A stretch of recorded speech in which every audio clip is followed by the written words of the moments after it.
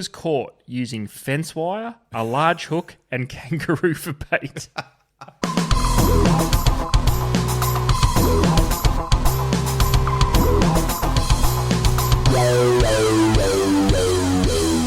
Hello everyone, welcome to the Deep Drop for another episode. It is later in the week than normal. I'm Luke McCredden, Adam Ring is with me and adds, I don't know about you, has the AFL footy thing just thrown you and you don't know what day it is anymore? There's all sorts of shit going on with different nights and there's finals coming up. But anyway, who cares? We're here. How are you, my friend? I'm good. I've also lost track of days for this week. Trade show season for me is officially over. So I'm trying to find some sort of normal back. I've been in Albury for 5 days. So yeah, it's good to be back home. It's good to be back in front of the microphone. Yes. And it's good to know that as we record, it is a Thursday night. That's kind of weird to record the Deep Drop. It feels weird, but hey, we're open to being different and throwing it out there, aren't we? Let's mix it up. This is how we roll.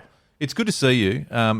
Truth be told, I don't think I have seen you or spoken to you really properly since the last episode. So it's good to have you. Now, I do normally throw to you and say, hey, lots of people are just tuning in for the first time, so give us a bit of a rundown on what the Deep Drop is all about. But I thought I'd take it from you, Ads, tonight, just to give you a break. I love it. And the Deep Drop is kind of like... Oh, that sound. How's that for you? Yeah, perfect. Yeah? No words needed. No words needed. Just a crisp crack of a can. The hairs on the back of my neck stood up just a little bit. Like when I heard it. Yeah. It just... I had an overwhelming sense of just joy when I heard that. Well, thank you. And that is what the Deep Drop is. Deep Drop. I love it. Perfect. So if you're talking to your friends and they go, tell me, what is this Deep Drop podcast? You just go, hold up a can and just crack it in their face.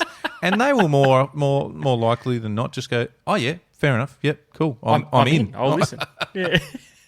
It's like cracking a can. And even better in the stubby holder too, Ads, just quietly. It's a glorious stubby holder. Yes. And do you know what? I actually saw, even through the screen that I'm staring at you at, I saw the drink just begging to be, like, just take a sip of me. Yeah. It felt comfortable in that stubby holder. And it's like, I'm ready. I'm in on this party. I still reckon we need to talk to the good folks at Jamison. Because this I was going to say, is that a Jamo? It is a Jamo. I can just see the top of it. And look at the colour. Like, it couldn't match the stubby holder anymore perfectly. Yeah. It's outrageous. Get in touch, Jamison. There is all sorts of stuff happening with our colours at the moment, Ads. And I just wanted to segue from that just real quickly to... if you do follow the Deep Drop across socials and everything, great, awesome, thank you very much. It's good to have you on board. If you don't, please go and check out Instagram, TikTok, YouTube, Spotify, and the deepdrop.au, which is the website. You might have seen, if you have been across it, you might have seen this week, Adam, of course, another shout out to the Rui squid jig, Adam. That is the beautiful green with the Deep Drop logo on the back. It's bloody exciting. Now, I just want to say off the top, we said it last week in the podcast, and I said it across socials this week. It's a limited edition. The only way to get your hands on it at the moment is to check out the merch at deepdrop.au, which is the pack, the stubby holder and hat combo. And if you buy one now for a limited time, you will receive the limited edition Deep Drop squid jig. I saw the social clip go up this week, Luke, and as you said, you and I haven't had a lot of conversation between the two of us this week. We've both been pretty busy, but I saw the tile. I may or may not have bought a merch pack so I could get a squid jig. Well, I tell you what, it's lit up. I've done several runs to the post office this week. So firstly, thank you everyone for supporting the Deep Drop by grabbing the merch pack, but also, excitingly, you are receiving a squid jig. It is on its way if you haven't already received it. Love to hear from you if you've got it. Tell us what you think. More importantly, get out in the water and catch some squid. But it is going off. So I do urge people to jump on, and if you want to get your hands on the merch pack, which includes the bonus squid jig, please do so. But yeah, it's going like hotcakes. Now, truth be told, Ads, I haven't had the opportunity as yet to actually cast said squid jig. I'm very, very excited to. You've just got your bundle of squid jigs in the mail that I sent out the other day. and I've got something very special planned for mine. So stay tuned for that. You're not going to tease? Or that is the teaser? You've just teased us? Okay. Yeah. No, I've got plans. Wow. Okay, good. Yeah, if it all goes according to plan, I could tick off a reso? Yeah, that's exactly what I want to do with it. Shit. I could enter the reso race on a green deep drop squid jig. That's got to be bonus points. That's got to be bonus points. That's my plan. Wow. That's outrageous. I'd love it because I haven't troubled the scorers with a reso yet. I don't think. No, I don't think I have. You've gone close a couple of times. Yeah, but no, I don't think I've troubled the scorers yet. How good would it be to open the account? We're only nearly 9 months into the year, and I haven't ticked one off yet. Listen, just coming with a late charge, I think. That's all we need from you. It doesn't matter about when; it's about how, and it kind of does matter about when. Yeah. Well, how we finish. Yeah, it just matters how we finish. Don't worry about the start of the race; it's all about how we finish. I'm not going to lie; it's a good color, and I'm not just being funny. Like that green with the clear body, but that deep drop green cloth is. I'm interested to see how you go. I reckon it's going to be one that's good in the shallows. Yeah, no, I'm quietly confident. All right, good. Well, watch this space. I'm pretty outspokenly confident, actually. Yeah, but I love your confidence. In fact, it's good to see it back. A few weeks ago, your mojo had dropped off a bit. Yeah, I must admit, I'm very, very excited by fishing again. Yes, good. I am. Good. Well, please share with us, everyone who's out there listening, share with us what you're up to from a fishing perspective. Because reality is, we're starting to get some longer days, and hopefully down south we're getting. It's still fucking freezing cold in certain days, but we've seen some good weather in Victoria, Tassie. Yep. New South Wales, you guys have had a shitload of rain, so massive, massive amount of rain. But on the flip side of that, hopefully, if some of that rain's inland over the mountains, we see a really good trout season, which obviously for Vic opens in a week, and then New South Wales another month. So, really exciting, really, really exciting to see if that spurs things on, because it was a lower than average trout run last year, wasn't it? Let's be honest. Let's be real. It was shit. Yeah. Okay. Thank you. You went there. Yeah. Don't beat around the bush, Luke. It was shit. Yeah. And probably because of the lack of rain. There was some other maybes that we did cover on the pod. Let's not revisit it. No. Let's just put it down to it was dry and things are going to turn around. I'm quietly confident about the trout season. Me too. I'm looking forward to it. Actually, I'm going to put in some. I've been quiet on the trout front over the last few years. I've done the odd trip here and there, but I'm going to put in some little sessions up the rivers. As I mentioned, the socials, Instagram, Facebook. Wow, I haven't said Facebook for a while, but yeah, it's there. TikTok, YouTube, Spotify. Loving the comments on Spotify. Everyone listening. Spotify is We've good. spoken the last couple of weeks about using it as a platform to have your say. I love that. Don't stop that. In fact, let's get more. Every week I want to see incremental growth on the Spotify comments. Yeah, bring it on. Plenty of action on Instagram, obviously, with all sorts of fun stuff. But I want to just turn our attention quickly to, we mentioned the merch on the deepdrop.au. There is something else on the website ads that I just wanted to touch on, because we, as a lot of people know, the community are aware that we have challenged ourselves with monthly resolutions, Adam. We're not flying. We're not killing it. You touched on then. I don't think you've hit the scoreboard as yet, but that's okay. I haven't troubled the scorers. One of the things that we've heard a bit from the community is, hey, we're doing it. We're taking on some of these challenges ourselves. Love it. Just straight off the bat, love it. But it wasn't necessarily anywhere for them to go and reference. So now, if you head over to the deepdrop.au, follow the header link to monthly resolutions, and you can check them all out. They're all there. It will be updated as we have any successes. Needless to say, it hasn't been updated for a while. And listen, it's but cold. it's got our how we're traveling on it, I suppose. So we'll keep doing that. But if you guys want to take this on as well, please do it and let us know how you're going. At some point, you may even be subbed in. I don't know. Hey, Phone I'm a friend. happy for We've late spoken subs. But if we get to the end of November and I've contributed as much as I currently have, I will be calling for subs, ring-ins, randoms off the street. I'll do whatever it takes to get some of these things ticked off. Well, we've spoken about Who Wants to Be a Millionaire style lifeline. So phone a friend, ask the audience. What was the other Pick one? a random. 50-50, I think it was called. 50-50, that's right. Yeah. So who knows? We might have to... It's looking like we're going to have to use a lifeline at some point. We'll see. We could just be coming home with the wind. We'll see what happens. Yeah, well, that's true too. So check it out. That's over at thedeepdrop.au. All the episodes and information about the episodes are on there as well.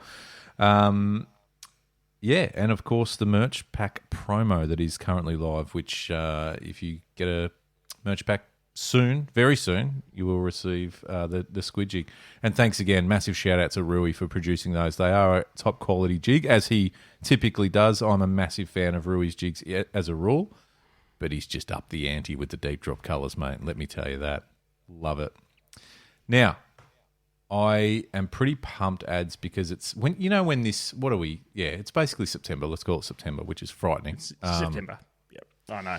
It's typically the time we start seeing a bit of action. And when I say that, I mean people are getting geared up. They're getting their boats out of the shed. It's time to hit the water and really start searching for, not just searching for more fish, but enjoying time in the water because there's a bit more sunshine and that sort of stuff. Also coincides with, I guess, when the days are nice, some pretty hectic, busy boat ramps. And I thought, you and I don't talk about this too much, but I thought, let's have a go given the time of year it's in. We've got some good boat ramp facilities around. Nothing crazy special, but there's some good ones, and they've built some new upgrades and bits and pieces, which is cool. Ads, what if we were to build the perfect boat ramp from scratch? Yeah. And okay. Now, funds are not an issue. We've got an unlimited kitty.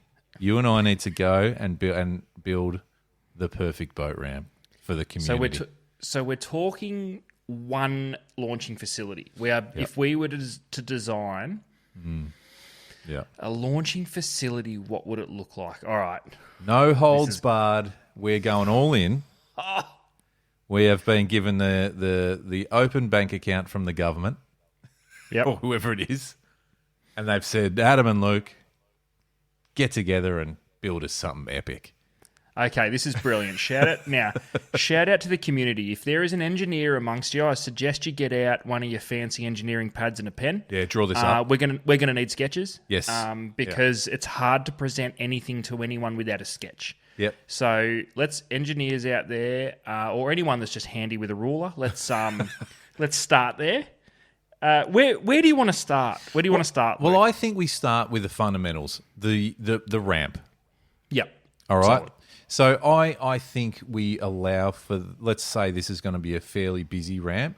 What I would love to do is nominate a kind of a tiered ramp program where it might be tinnies and smaller trailer boats over here, and the big dogs. The big dogs over here. So ramp sorted per size of boat. Yeah, it's allowed to use it. Well, yeah, I don't like the word allowed, but it's kind of like if you're using our facility, there's kind of just that respect that if you've got anything under 5 meters, head up there. There's 3 ramps, plenty of room, so don't worry. Yeah, okay.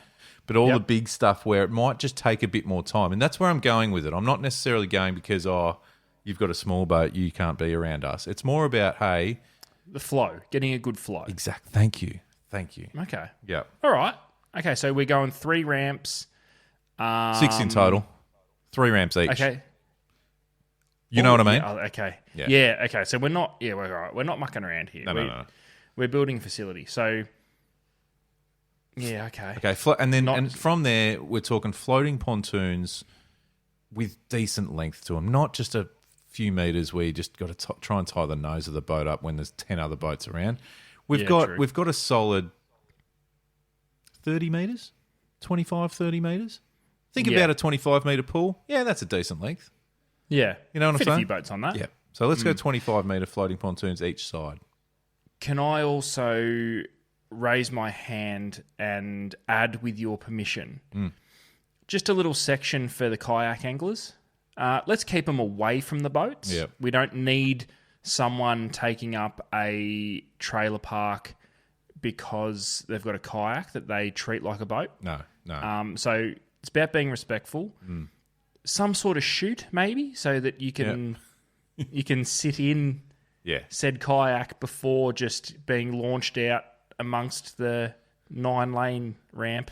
Yeah, I love it. I don't want to make this too much of a segregation piece, but I think we're really big on making sure that safety's a priority ads, and part of that is kayakers need to get out of the way. And we're kayakers, so I'm not being disrespectful. No, 100%. No, but there is an absolutely beautiful spot over there for you, and enjoy. Maybe not even a ramp. It's just a nice beach flat, launch sort of solid thing. bit of leach.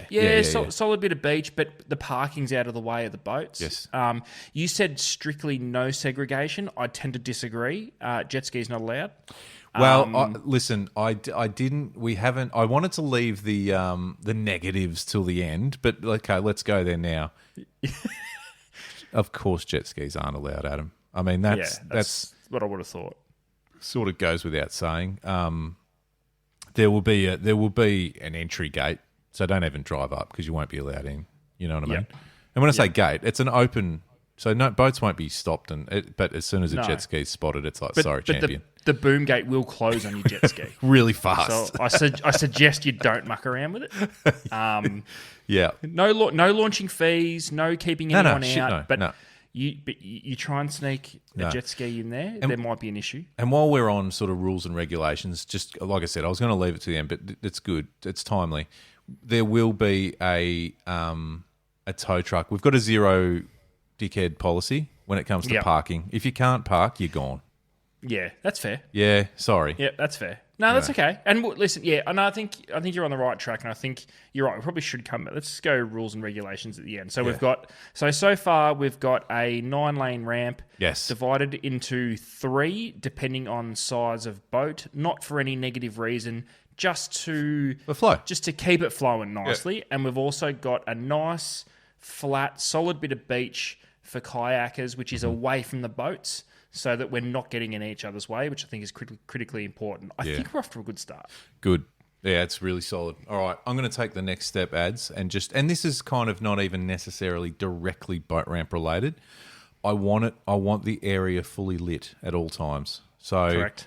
Where I'm going with that, ads, lit to the point where it is not blinding. We use particular lights that are positioned very strategically. That means wherever you are in the launch process, you have full light. So if you're middle of the night, sort of, you know what snapper season's like at 4 a.m, there's people at the ramps. Yep. No need for headlights on your vehicle. You turn them off immediately. There is no need for them at all. As soon as you enter the launch facility, you no longer need your lights. Yep. 100%. You can turn them off, and I want fully illuminated strips, LED strips outlining each ramp. 100%. Specific single ramp. It is going to be impossible for you to not see where you're going with no lights on at night time. And we know that there are times where, you know, it might be a really, really low tide. So you're always a bit on edge about, where does the ramp end? Don't worry about it. It is lit up red. Yep, and it's a long fucking. It's a long way. You're fine. You're fine. That's right. The lowest of low tides. If it's a negative tide, we get a couple of years, you will be able to launch and retrieve. You won't even need to check tides. Just go fishing. Just launch your boat. If you've got a 30 but just seconds for your peace of mind, there will be a light strip at the end, just in case it is that extra low. But you'll still be fine. I just wanted to put it out there. Yeah, love it. Okay, so we got long pontoon, shitload of ramps, fully lit up of a night time to the point where you don't need to put your headlights on. Critically important. Yeah, and we got a out of the way safe launching facility for kayaks too, and strictly no jet skis. Oh, it's a great start. It's a great start. Just while I think of it, just on the parking, because it's always a big thing. If the ramp could be great, but the parking situation could be a nightmare, it's not. There is so much room. There is more than enough room. We will never get to the point where someone doesn't know where to park. Or you're parking on grass. Oh, there's heaps of grass area. Yeah, there's heaps of that too. So there's a combination of, car park facility and paved park. And then there's a big grass area for those odd sort of, half a dozen days a year where it's just hectic. Yeah, But that's all very well maintained. You'll never get bogged. It'll never be shitty grass. It's always pretty well manicured and maintained, so you're fine. Yep, I love it. Yeah. So we've got the launching part of it down and locked in with no criticism from me, no pushback at all. Mm-hmm. Let's talk boat retrieval and what happens after that. Actually, no, let's give us basic amenities first. Good. So basic amenities. Okay, so, first up, there is a cafe. There is a cafe there, which, look, we're not silly. It's not going. Let's be realistic. It's not going to be a 24-hour cafe, but it is open from 5 a.m. from Friday to Sunday. Yep. Grab yourself a coffee. Yeah, maybe a bacon and egg roll. Absolutely. There's a barista, so there'll be a barista. Yep. It's not just it's not just me making coffees. Like it's a barista. One of the better baristas in town who's come over, which is great. Had to leave his job, but we paid him out for that job, and now he works for us. Yeah, it's okay. And we've set him up in a beautiful little kiosk where he can make said barista coffee, and he'll be in full control and fast too. So we understand that everything's timely. So don't worry about that. He's the fastest going round. So there's the coffee shop cafe, which is great. There is obviously a little tackle shack there too, Ads, which has got bait on hand. We do. Ooh, I like this. Yeah, okay. I mean, tackle shack. We suggest that you sort of are ready to go before you get to the ramp. But obviously, sometimes you're up at 3 a.m, you get there and you go, fuck, I didn't even bring bait. Don't worry about it. We've got it. We're sweet. We've got it covered. Yep. And we've got your staples, your terminal tackle, your pre-made rigs. We've got some jig heads there. We've got a good assortment of soft plastics. But don't come thinking you'll get the full shopping experience. We've got the essentials in case you've missed something, is what I'm saying. Yeah. Okay, so nice, neat little tackle shack, barista-made coffee. Now, when it comes to the toiletry facilities, I think we need to go above and beyond for this. Yeah, I'm glad you brought that up. If there's one thing that fishermen struggle with, almost, especially those in snapper season who want to hit the water before it gets light, there's an early coffee, and we all know what the first coffee of the morning does. Or the second. I'm sure, and I'm sure both men and women suffer from the same problem. So we're going to have immaculate toiletry facilities for both men and women, separate toilets. We're talking very well ventilated. We're talking bidet. Like, let's not muck around. Fuck. All right. Let's not muck around. And just to be clear too, there is a couple of staff on pretty much 24 hours a day, cleaners. That part of their role is cleaning the toilet facility as well. So you can be assured that you'll have a comfortable. A comfortable sit, three ply toilet paper. None of this single ply where you first wipe and your finger goes straight through. We're not dealing with that sort of stuff. What's the stuff that's like crepe paper? Like, we're not doing that sort of shit. So So that's going to be a good experience for you if you need to. We want you to know that if you get to the ramp or you come back from a day out, you're going to be comfortable if you need to go. Yeah. You know what I mean? Yeah. So just have that. Rest assured, you're fine. You don't need to be nervous. You don't need to feel the stomach go. This could be a rough morning. Rough mornings at this Take your time, and there's plenty of men's and women's. Yeah, plenty. Yeah, so you won't be lining up. At both ends of the facility. There'll be no lines. We'll be good. Okay, so we've got that. Petrol. There is. I should just say part of the.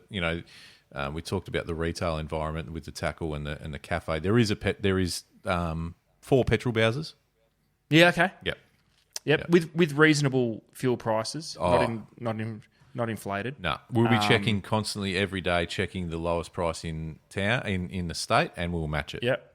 Yeah, that's it. So you can refuel, you can grab some bait, you can grab a beautiful barista-made coffee, a bacon and egg roll, maybe even a sausage roll, whatever. Yeah. And then you can go and deal with the consequences of said barista-made coffee in comfort. And so that'll be nice. Enjoy it. We can launch. Enjoy it. What about? Talk to me about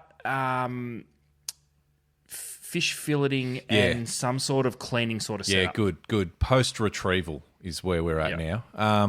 You've brought the boat in. There is engine wash. More than enough taps to wash your engine there. If you want, you don't have to. You can take it home and obviously deal with it at home. But we want you to know that there is that facility there, and it's a whole other slip lane where it's out of the way. Yep. and there's a dozen taps, and with supplied hoses and salt water only coming. Sorry, you're talking. no, about this wash. this is engine wash. Yeah, okay. So there'll be no salt water. No salt water. Be assured. Scratch that. Yeah. No, Adam's new here. He's just getting his head around the facility, so he'll be right in a few days. First day. I guess adjacent to that is the fish cleaning facilities.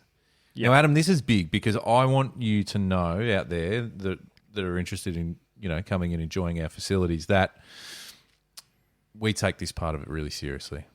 Yep. It's a big part of your day. If you can go home without having to touch a fish once you get home, that's a good feeling.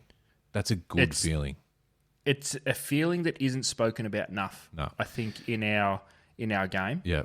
So here's what I'm proposing that our fish cleaning facilities will have. Firstly, a lot of area, a big area. Yeah. Yeah. So, and again, you'll get a spot. You'll get a spot. You'll be fine. You'll be fine. So plumbed with salt water, as you said, on this side. There is beautiful cutting tables and boards, and your choice of going onto the stainless or onto the chopping board, or Teflon boards if you'd prefer. Yep. There's options, many, many, many options. There is really good, I suppose, drainage systems that for cleaning off the scales and bits and pieces that runs into, I suppose, bins where it collects all the waste, but also then filters out the water, which drains back through, and it's a whole thing. One of the things that I want you guys to be aware of that I don't think anywhere in Australia or the world does this is, as a part of each of the sections. So picture it as a 50-metre long area of fish cleaning tables, right? But they're kind of in sections of, say, 4 or 5 metres, and you know what I mean? So they're all... Each of the sections will have supplied for you to grab, like as if you're at Woolies, those bags that you pull off to put your apples in. Yep. So we will have those for you at no charge. So you can use them to put your fillets in. Yep. But if you want to take the next step, we also have a complimentary vac sealing service. Luke, you took the words out of my mouth. I was going there. We've got a vac sealing station. Yes. Where you can take said clean fillets. Yep.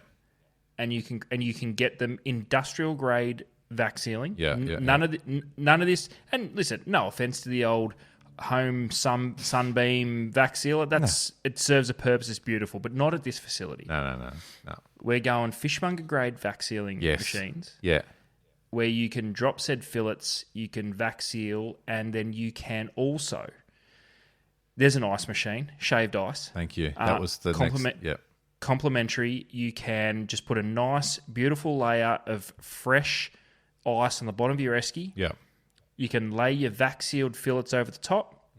Another shot of ice over the top of that to keep them in pristine until you get home.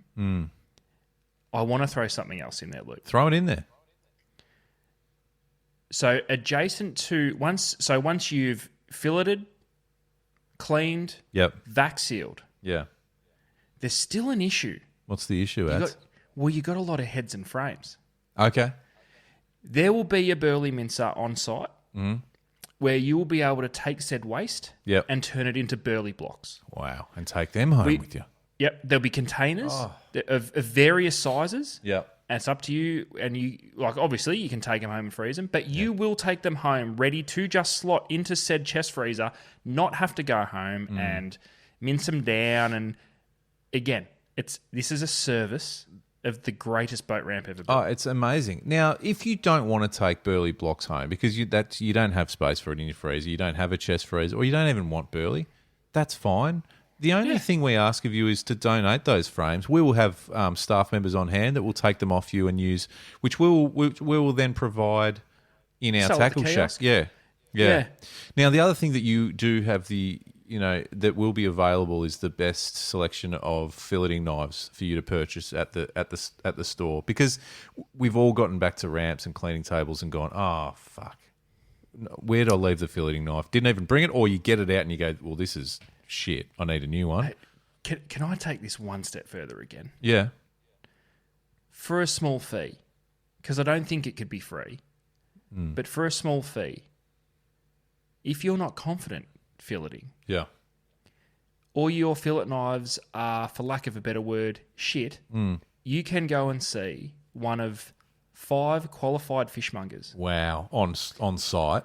that will fillet your catch Yep. so that you are leaving with the ultimate. The no absolute waste. ultimate. Yeah. No waste. And the only thing we ask for is that the frames automatically get donated Yes. so that they can be turned into burley. You don't get to keep your burley. And Yep. obviously it wouldn't be cheap getting a few fishmongers that know what's up. No. So listen, small fee to fillet your catch, but Small price to pay, There- ads. Oh, there's that option there for you if you are not confident with a knife. You can take love them over to a qualified fishmonger to fillet your fish down for you. I love it. I love everything about it. Now, this is where we get a bit creative, Adam, because I think that what we've touched on so far is, it's awesome. It's probably the best boat ramp facility in the world already.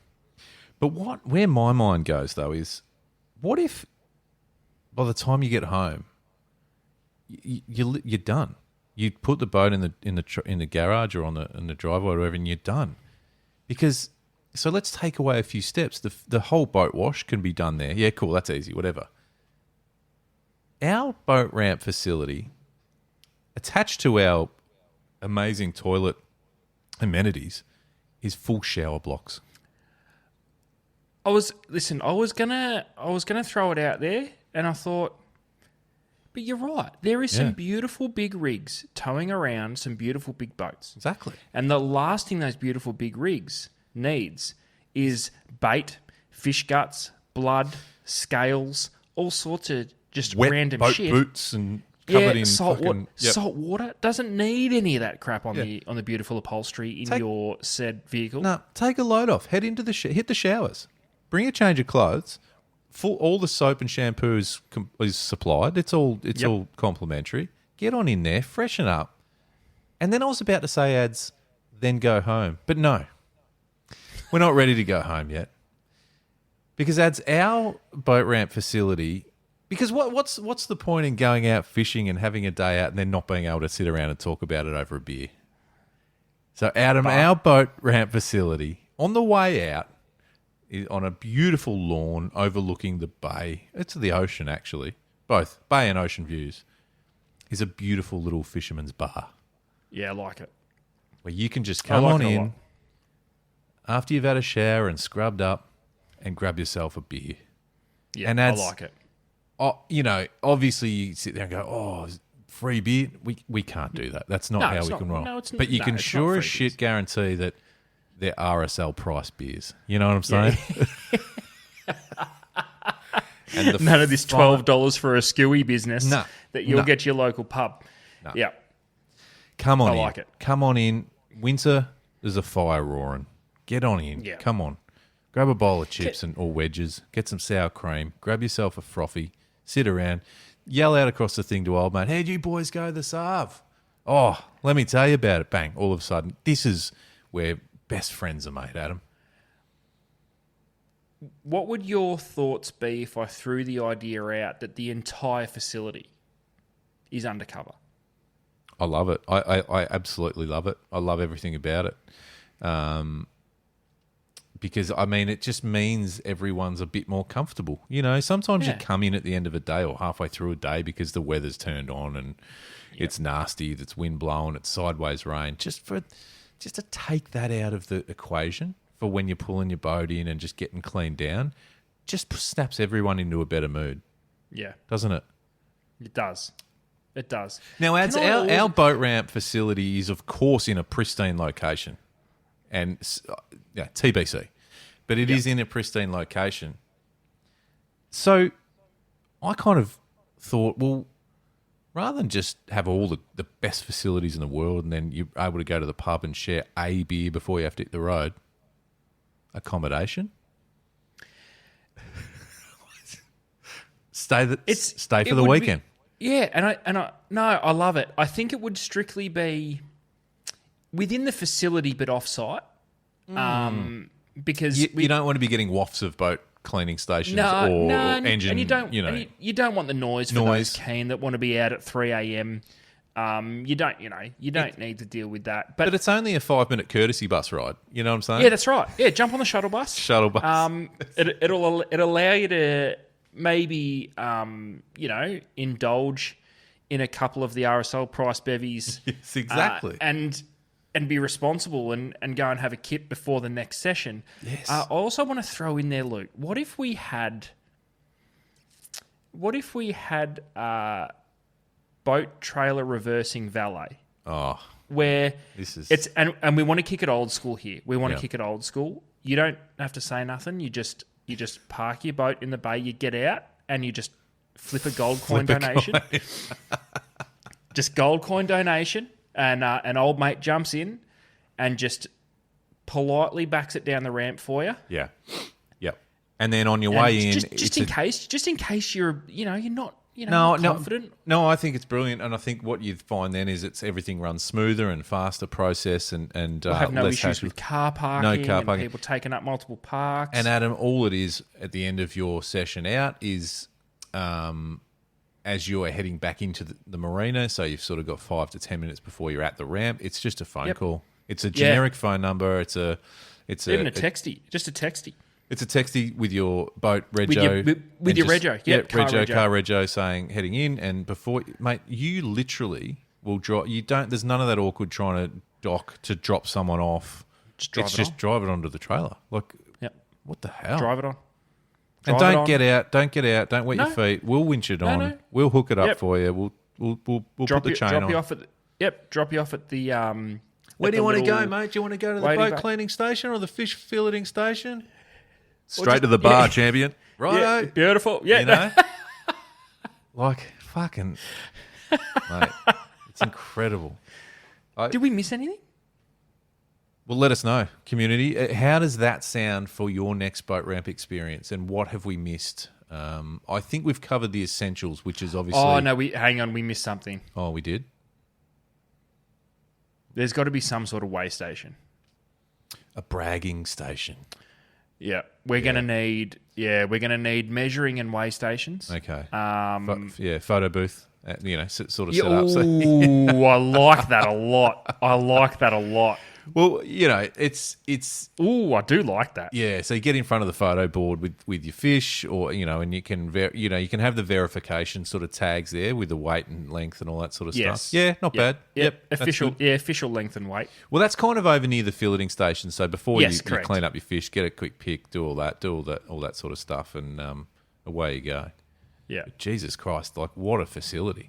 What if we're going to need a big bit of real estate? It's going to be a bit of land. It's going to be a bit of an investment, but it will pay off because we'll have the happiest anglers in the world. Oh, mate. Ads, what does 25 years of innovation and development get you? I'm tipping a fair result, Luke. Correct. And that's exactly what the team at Spotter Sunglasses have done. 100% Australian owned and operated, Spotters are designed to survive and withstand Australia's toughest conditions. From chasing barra in the top end, fishing the rugged WA coast, exploring Tassie, suffering through the bitterly cold winters here in Victoria, or cruising up the east coast of Australia.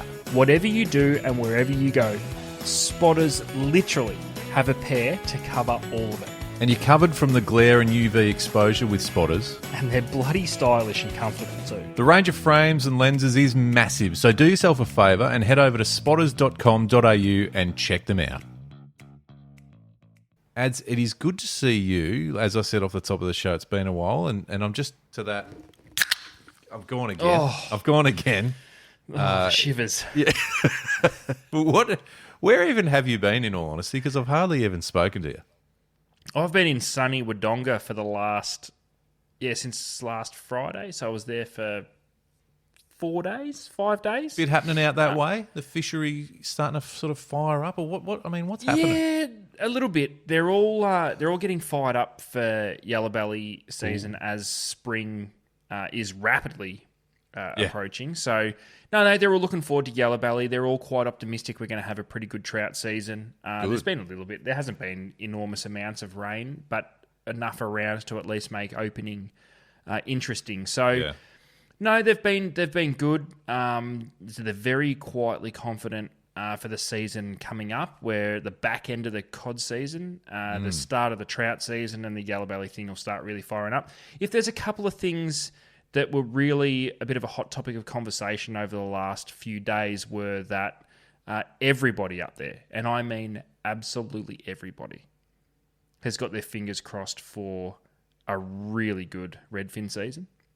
Yeah, right. You're big on this. You love it already. Listen, it brought a smile to my face. I had some great conversations with some great store owners from right around the region, and every single one of them said, I hope the Reddies go off. It's fascinating. It's fascinating. And then, so obviously, yeah, we spent a bit of time talking about Reddies. Of course you did. Of course we did. But there was a few conversations that took place that really pricked my ears up, Luke. And we have spoken about it before on the show, and it's based around LiveScope. But I feel as though the conversation about is LiveScope cheating, all that crap, is pretty well done and dusted. Right. It's a thing. It's here. People are using it. People are catching fish. I think overall it's a big win for everybody except for said fish. And it's going pretty well. But the bit that really interested me now was some of the side effects of LiveScope now that it's been going for a few years. And the biggest thing is our ability to really not give a shit about fish that were highly celebrated 5 years ago. I'm talking about a metre Murray cod. Yeah. I know the people up north in Barra Country they're going through the same thing. We may as well call a metre fish a throwback, and I don't know how I feel about it. No. Actually, I do know how I feel about it. I think it's shit. It's a weird state of affairs when you're not celebrating a... Listen, everyone celebrates their captures differently, and some people who are very accomplished and dialed into what they do have a very specific target in mind, I suppose. So if it's not that target, they're not overly excited. That's cool. That's a personal thing. But I think when you get to the point where a metre barramundi is no longer an unbelievable fish of a lifetime capture, equally a Murray cod, we've got a problem. Yeah. You know what I mean? And maybe it's I don't know, an element of being spoilt with a couple of really good fisheries in barra and cod, but which they are. But it's certainly transpired that way with and this isn't. By the way, this is an attack on LiveScope, because I think live technology is incredible and it's fascinating, and I know very little about it compared to a lot of people. But my experience with it is, I'm very, very impressed. But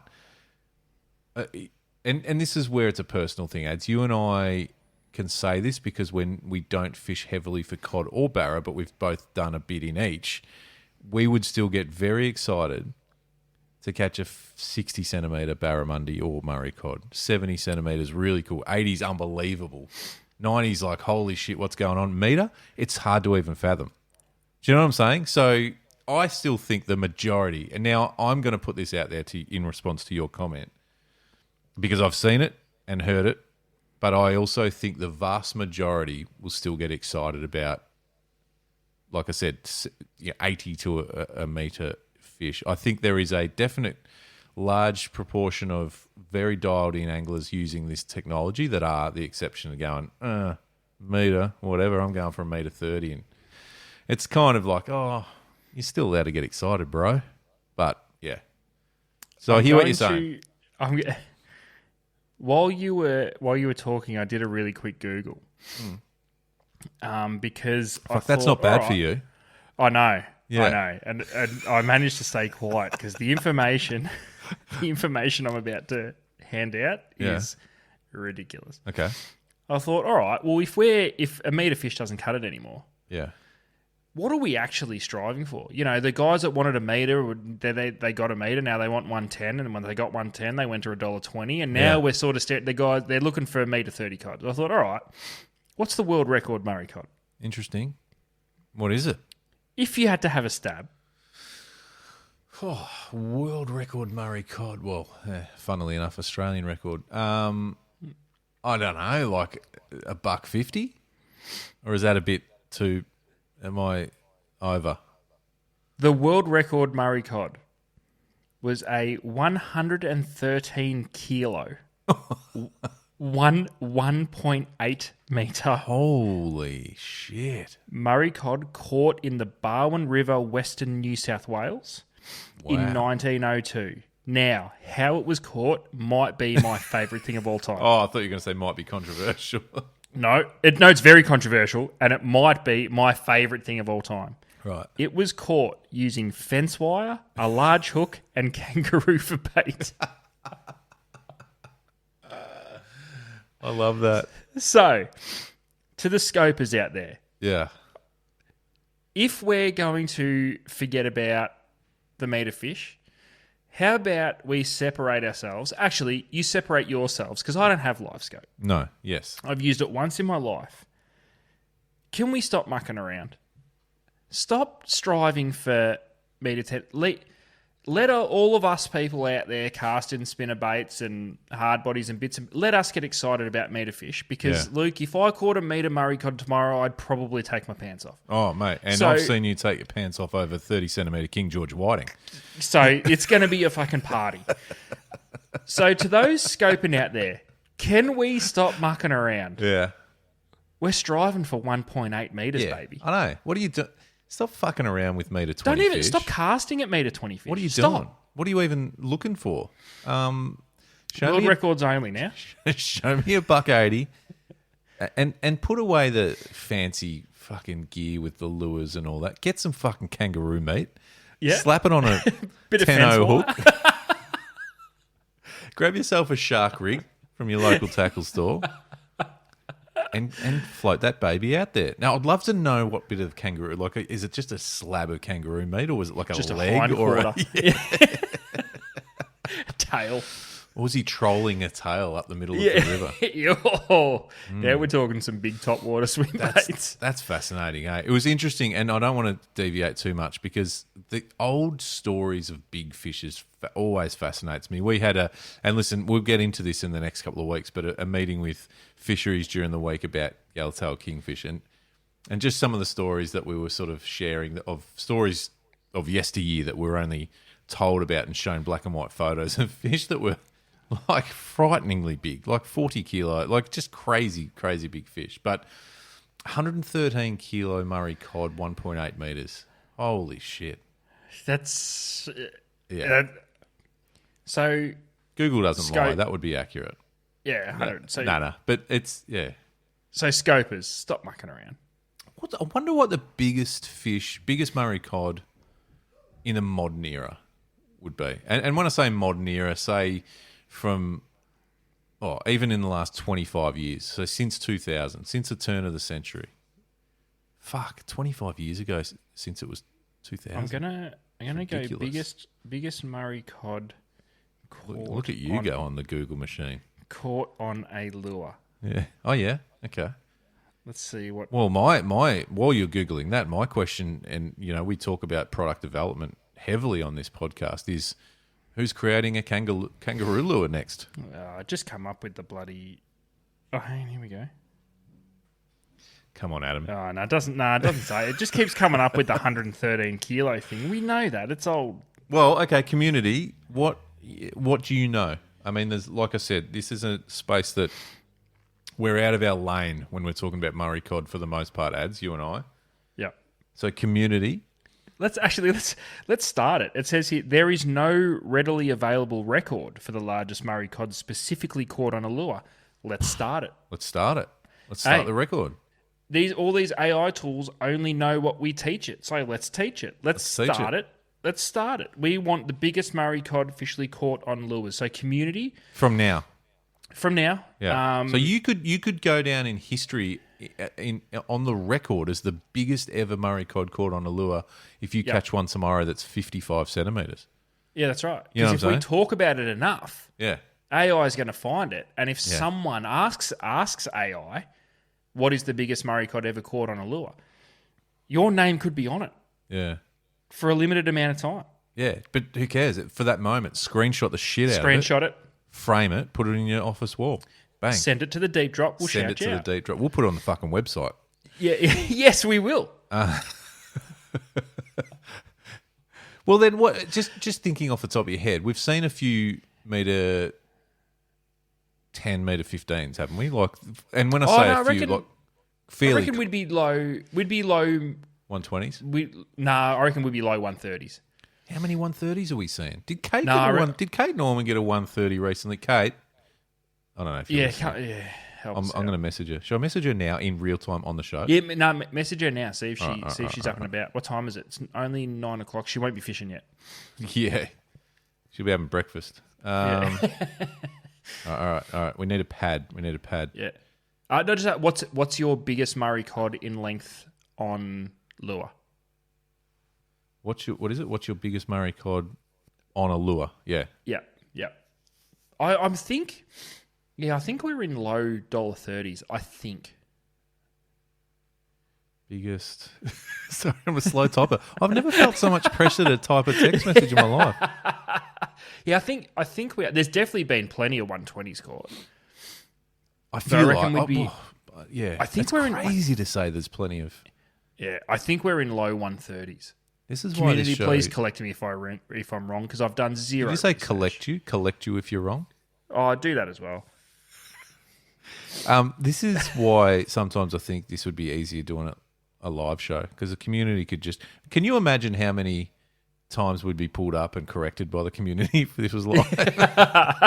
So maybe actually I'll retract that. Let's not. Let's continue to record. Hey, I was wondering we'll get back onto the lure, the biggest cod that Kate's caught on a lure soon if she replies. I was thinking about live the other day, and you know how you were saying just earlier about people that have got the ability now that are good at it to basically choose the fish they want to try and catch by looking at it, knowing roughly what sort of size it'll be. You know how there's in various species, salt and fresh, an ideal eating size? Yep. I wonder if... Hang on. Fuck. Did she reply? She's so good. She caught a 135 centimetre... Oh, $1.35. At Blowering Dam last year, which I do remember. I think she won a comp or something like that. Was it a comp? With that fish. Yeah. Okay, so $1.35 is the current world record on a lure. Jesus Christ. That's a... Yeah. That's a big Murray cod. Well, tell her she needs to lift because the benchmark's 1.8. Yeah. You should really catch a 150. Yeah.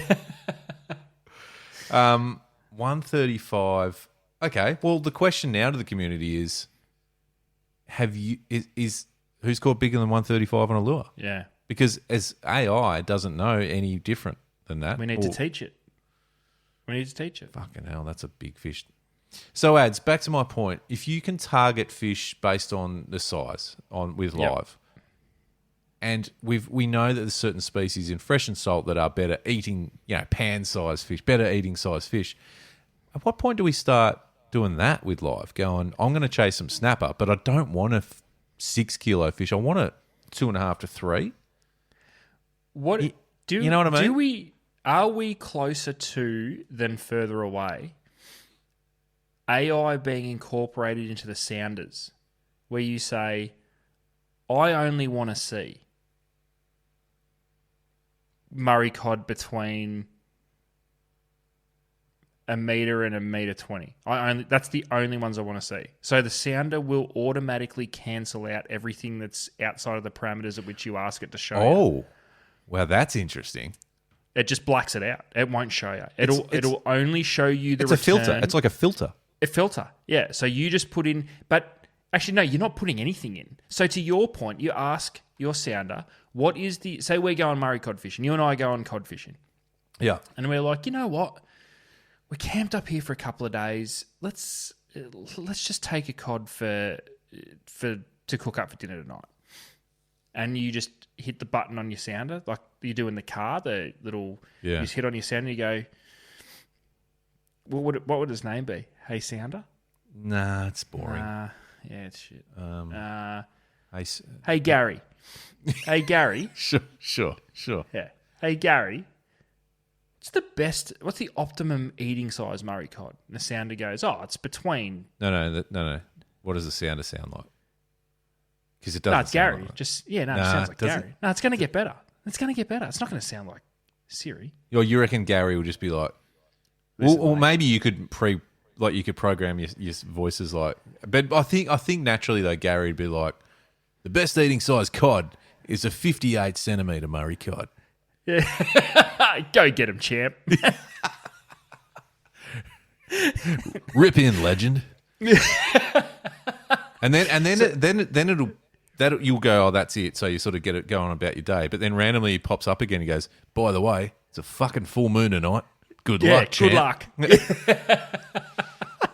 But say Gary got back to you and said, optimal eating size is 55 to 60. And you're okay, Gary, show it to me. And he puts the filter.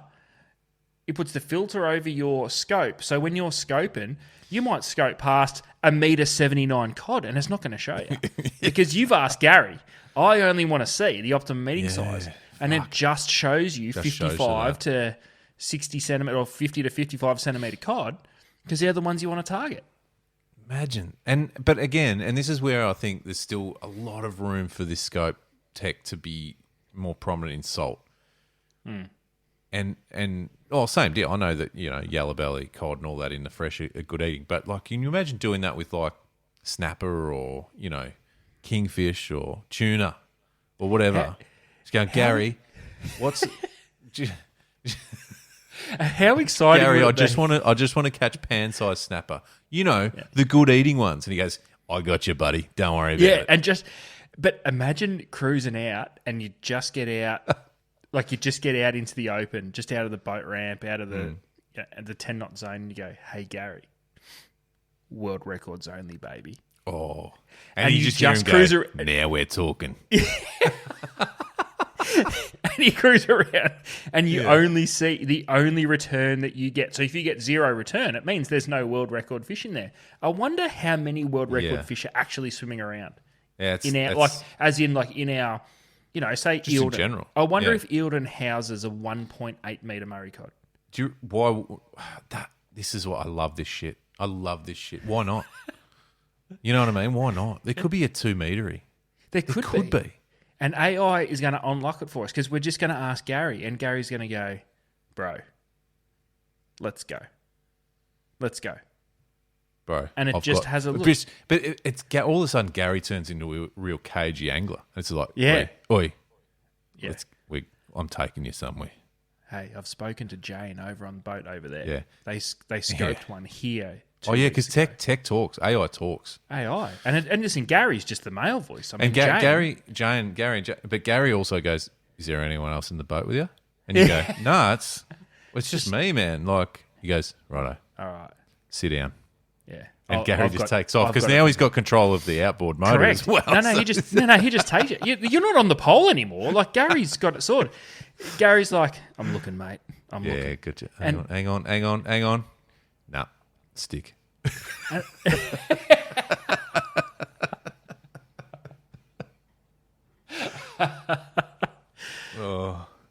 Could be pretty awesome. What do I feel like at some point you'll catch a fish and you'll go, thanks, Gary. Like, that's awesome, man. Like, I really appreciate your work. And he just goes, cheers. And you just... or you hook up and you're like, yes, Gary. And you just hear from Gary, and he cracks a can. Job's done. Fucking ripper, boys. Logging off. Yeah, he's just logging off. Beep. You're on your own, boys, and you've got to drive yourself back to the ramp. Oh, yes. Gary's the best. Far out. Oh, I love it. But yeah, I mean, that's the next iteration. We talk about what's next in tech. Yeah, that right there. It's Gary. It's Gary. It's Gary. Gary and Jane. Far out. I wonder how that... Imagine the chaos a comp would be if that's what it got to. Where you... But when you say just Gary and Jane, I feel like we'll probably end up that they're their own personality. Like, it's not like...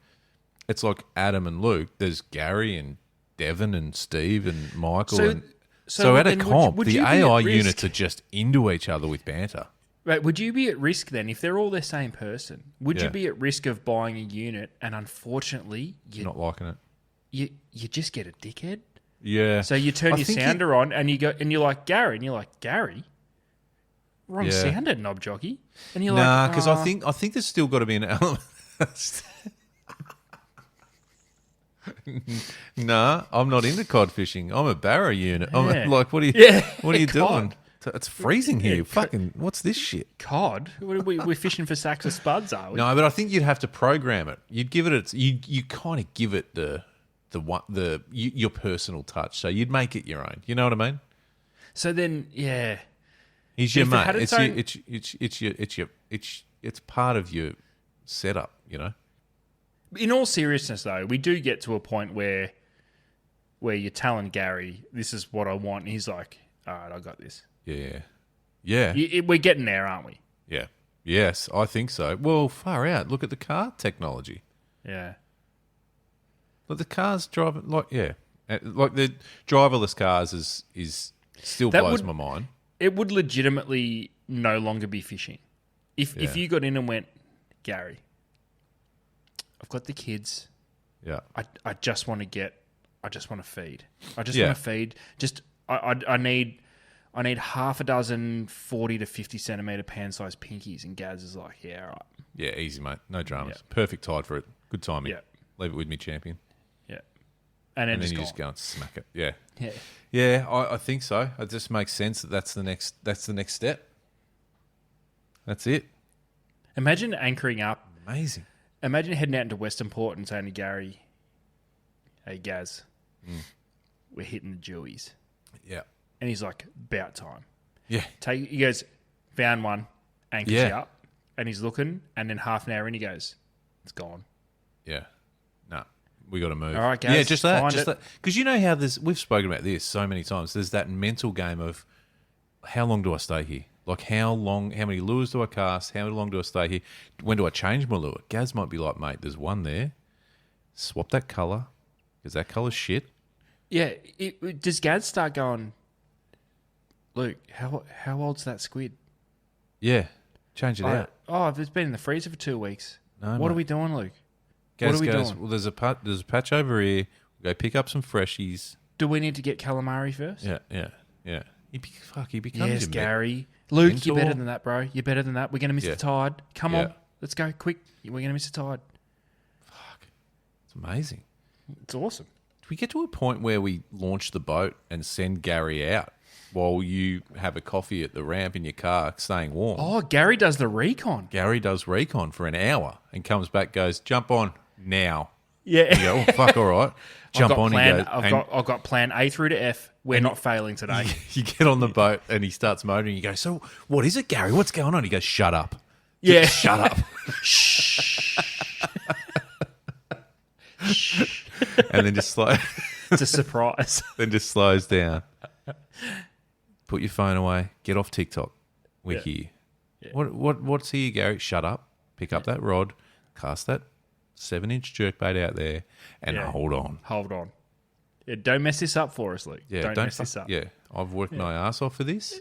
Get that lure out there, and if you get a wind knot, I'm fucking turning us around and we're going home. Yeah, I'll take you home. I'll take you home. Oh my god. I think. Listen, I think we need to leave it there because we've got to launch into top 6. But I want to revisit Gary. Yeah. I don't think we're done with Gary. This is We might incredible need to. technology Well, we just advancement. built the greatest boat launching facility of all time. We might have to Yep. build the greatest fishing AI tool of all time. Gary. Far out. Gary, where are you? Let's go. I love it. I've actually got Gary here. Gary, play the top 6 jingle.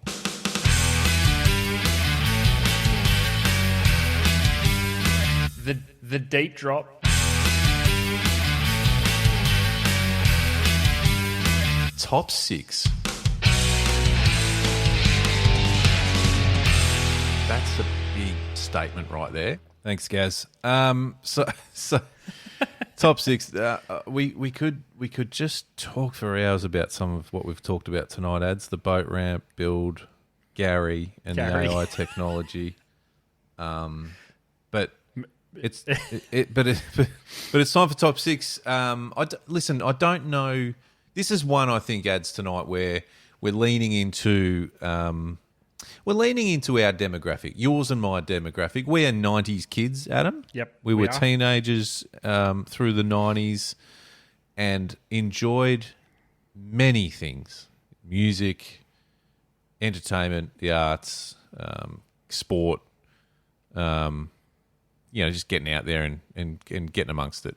Yeah. One of those things that we were able to enjoy, and it was just what a time it was TV. Yeah. What was there, Ads? 4 channels? 5 channels or something like that? If you're lucky. And if you missed it, too bad. Yeah. So tonight, Adam, we thought we are going to do the top 6 90s TV shows. This was an interesting one, Luke. You threw this out before we started recording this evening, and I did a really quick Google search on what was popular around the 90s for the TV shows, and this was it was a very, very clear split for me, and I didn't know where to go because the age that we were at in the 90s, we were just getting to a point where we could maybe start understanding and getting into some of the more serious shows with serious themes. Yeah. But there was also the preschool cartoon. Yes. Yeah. Cheese TV, and the like. So it was hard to pick. I don't know. I would really like for you to start us off because I want to see where your head's at. Well, I can tell you straight away that my mind went to so many different areas of television in the 90s. But what I ended up coming back to was some bangers on that were Australian television shows. Oh, okay. So I'm going to kick off confidently and proudly with number 1, Blue Heelers. My mum used to love that show. It was a good show. There was a lot of shit went down in Mount Thomas, though. I didn't really want to live in Mount Thomas because there was a lot of shit going on there. But what a show. John Wood. What a star. Gold Logie winner? Oh, 100. No, he was. Yeah. Okay. Blue Heelers. All right, it's not really the direction I thought Not your you'd take, thing? but it's good. Because it's going to make for a really diverse list. It will. Now, we should say that. I think this is going to be a very, very diverse list. I think there's going to be all sorts of genres mixed in, and that's okay. That's okay, because that was the 90s. And 100% it was. Okay, so I love it. Blue Heelers at number 1. Didn't pick it, wasn't on my list, but I like it. Number 2, South Park. Oh, solid. Solid. The reason I went with South Park, so it started in the late 90s. Yeah. It felt as though someone finally understood what a preteen male really wanted to watch. Yeah. It was a shit cartoon that just talked about, it swore heaps. Yeah. It said inappropriate things, exactly what every preteen boy's like. Yeah. It just felt as though it just resonated perfectly with our age group at the time.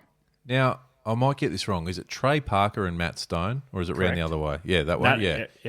They must have just been so dialed into, well, to your point, so many people, kids, teens, just were thinking, which is just stupid shit. Just stupid. And mildly inappropriate stuff. Well, no, but they were able to communicate in a pop culture way that we communicated. It was just dumb and inappropriate, and it was unbelievable, and it's still going to this day.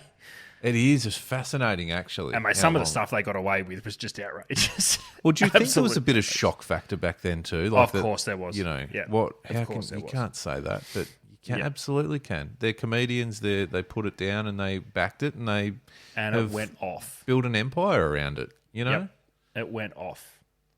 Very good. That's good. That's good. Now, really, really change of direction in a way, but there is something very inappropriate about the main character from my next show as well. Again, Australia. I'm going number three. Number 3, Agro's Cartoon Connection. Now, Agro was... Oh, take it away. It's so good. Now, this is a throwback to, I'm going to say, mornings before primary school or something like that. Agro Agro is the probably one of the most inappropriate, politically incorrect puppets you'll ever meet. Only in hindsight, though. At the time, straight over our heads. You're correct. So, now, Ads, there is a clip on YouTube of outtakes of Agro overstepping the line numerous times. Many a time. It's one of the greatest things you'll ever see.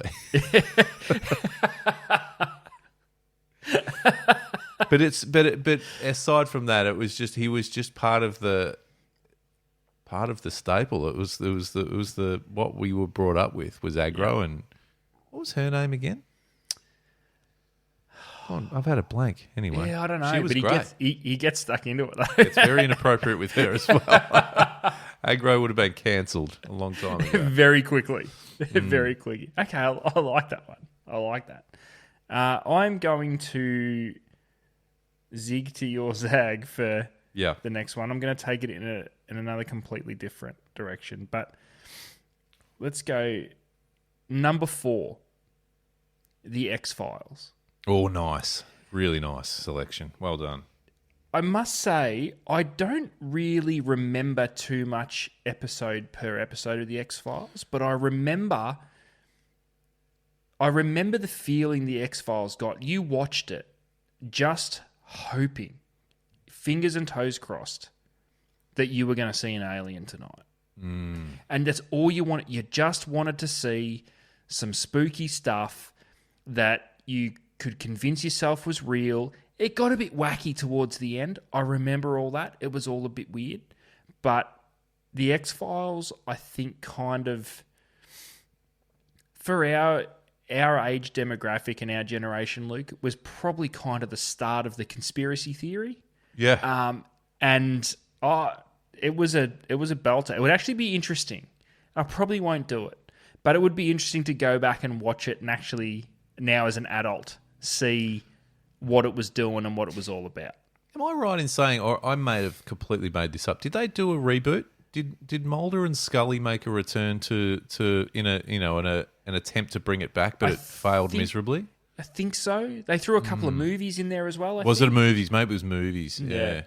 Good show though, and it was almost fractionally ahead of its time as far as the sci-fi / conspiracy / there was just it was spooky, but it was compelling, and it would have gone for a while. I don't want to put you on the spot. Do you know how long it ran for? I'm not 100% sure, but it did go for quite a while. It definitely wasn't a 1 or 2 season wonder. Yeah, I'm going to have a look. We're going to have a look right now. This is what we do. 11 seasons, Adam, from 1993. Solid. Jesus Christ, that's a real solid. Yeah, solid. Yeah, good one. X-Files. I like it. Now, I was going to deviate, but I'm not. I'm going to stick with Australian made, if you don't mind, because there is a show that was, I'm going to say mid-90s, I suppose, but and again on the police theme, like Blue Heelers, that was called Water Rats. Number 5, Water Rats. Lisa McCune? Jay Lagaya? No, Lisa McCune was Lisa Blue McCune, Heelers. Blue Heelers, that's right. Yeah. Jay Lagaya, they ran the boat called the Nemesis, which is a big shark cat through Sydney Harbour, which I believe was an actual police boat, maybe a retired police boat or something. But Water Rats, like, what a show. Yeah, what a show. Oh, it's another show I haven't heard of for a long time. And I don't think it had the longevity that like a Blue Heelers had, but it was a banger of a show. So much action. On the water, we love it. Yeah. Yeah, no, that good one. Jay Lagaya has popped up in a lot of shit. Oh, not shit, but a lot of stuff, He was in a Star Wars movie. Was he? Yes. That's random. Anyway, Nice. so Well, yes. Luke, I'm going to close this thing out with an Aussie one. I had this and I saved this specifically till last because this show in the 90s I didn't know it at the time, but it would shape my life going forward into adulthood. So it's definitely worth a shout out. So I'm gonna roll it out there, an Aussie classic. Number 6, Rex Hunt's Fishing Adventures. Oh, I used to froth on Mate. this show so much. I convinced myself that there was on Channel 10, I'm pretty sure it was Channel 10, there was a show that ran before it that was some sci-fi dog shit thing. I convinced myself that I liked it because it would help me kill the time to when Rex Hunt started. I feel like it was a Channel 7 show. 7, was we it? Can, we can look maybe. into that. I We can don't look know. into that. Who cares? Doesn't matter. Who cares? Yeah. When Rexy was on, I was paying attention. Yes. And it's 100% in my top 6 90s shows. Love it.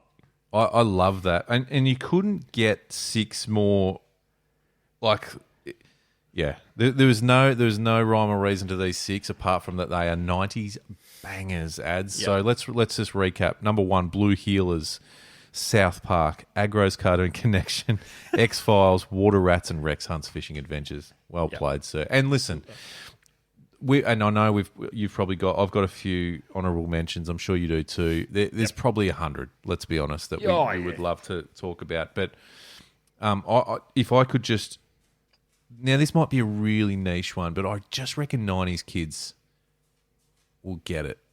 There was a show on which featured school kids. It was called Amazing. Yeah, was it like James Sherry? James Sherry hosted it. Was it like a game show type thing? Yeah. Shout out James Sherry. I hope he listens. I'm sure positive he doesn't. But what a time! And they had challenges to do, and you'd watch it, and you'd go. They had to find keys and shit, and you'd be going, "There's one right there." And yeah, that's right. Yeah, that's right. So it was such a good show. What do you got for honourable mentions? I've got a couple honourable mentions, Luke, and I had to bring them up because as a teenage boy in the 90s, there was a couple of shows that really stood out. Right. So honourable mentions to both Sex and the City and Buffy the Vampire Slayer.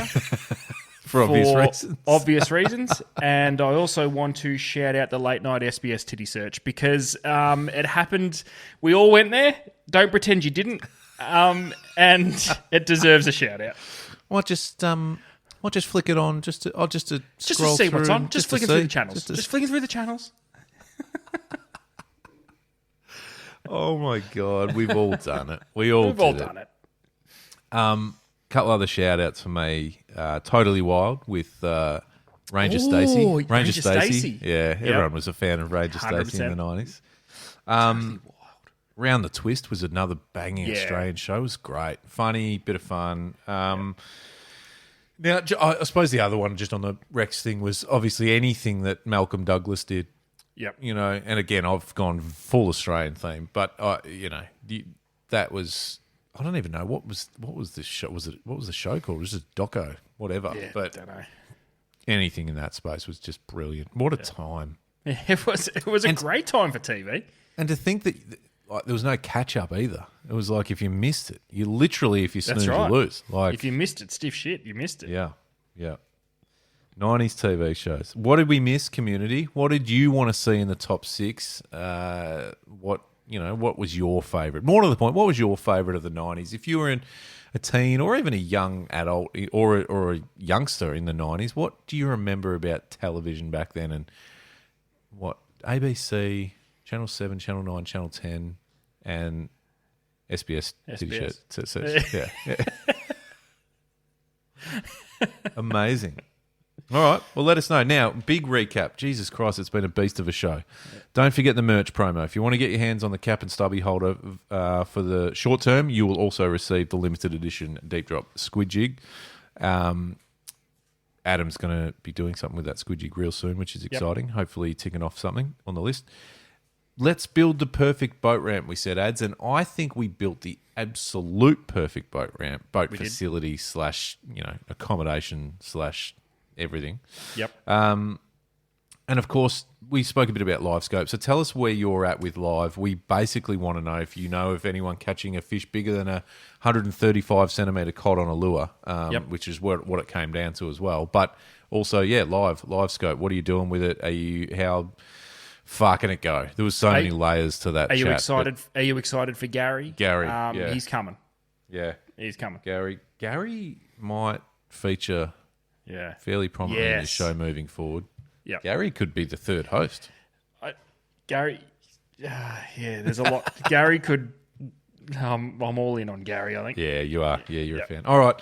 Well, that's us for another episode. Thank you very much for listening. We'll see you again real soon. See you, ads. Peace.